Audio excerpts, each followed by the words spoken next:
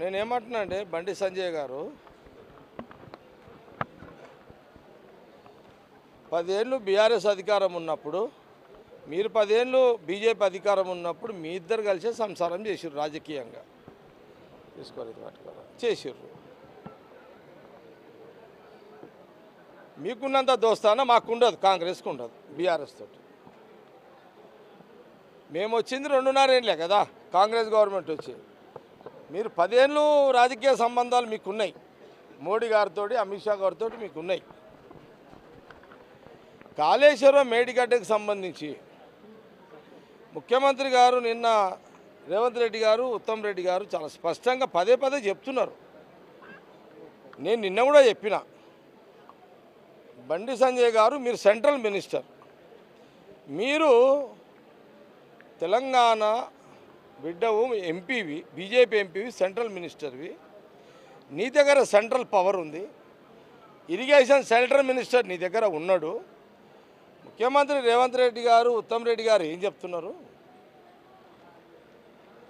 Damage safety అధికారులు central department అధికారులే కదా, సెంట్రల్ మినిస్టర్కి మీరు చెప్పి,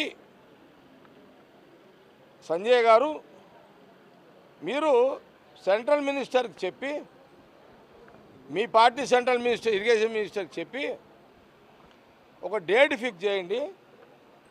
సీఎం రేవంత్ రెడ్డి గారికి, ఉత్తమ్ రెడ్డి గారికి ఒక లెటర్ రాయండి. అట్లాగే కేసీఆర్ గారికి, హరీష్ రావు గారికి ఒక లెటర్ రాయండి.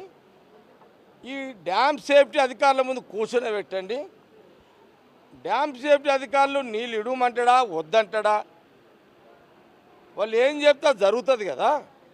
ఆ ప్రయత్నం బండి సంజయ్ గారు ఎందుకు చేస్తలేరు? నీకు కూడా హరీష్ రావుకు పట్టిన బీమారే పట్టిందా టీవీల ముందు మాట్లాడేది? హరీష్ రావు అంటే అపోజిషన్ లీడర్, టీవీల ముందు మాట్లాడే ఒక అర్థం ఉంది. నువ్వు సెంట్రల్ మినిస్టర్, నువ్వు టీవీల మీద మాట్లాడితే ఎట్లా? మంత్రి గారు, ముఖ్యమంత్రి గారు చెప్తున్నాడు కదా, చెయ్యండి, ఆ ప్రయత్నం చేయండి. డ్యామ్ సేఫ్టీ అధికారులను సెంట్రల్ మినిస్టర్ ద్వారా ఒక లెటర్ రాయండి. అందరు ఢిల్లీకి వస్తారు, వాళ్ళు ఏం చెప్తా చేస్తారు. ముఖ్యమంత్రి రేవంత్ రెడ్డి గారు, ఉత్తమ్ రెడ్డి గారు చేస్తారు. ఇంతకంటే స్పష్టత బండి సంజయ్ గారికి ఎన్నిసార్లు చెప్పాలని కాంగ్రెస్ పార్టీ, కాంగ్రెస్ గవర్నమెంట్ తెలియజేస్తుంది.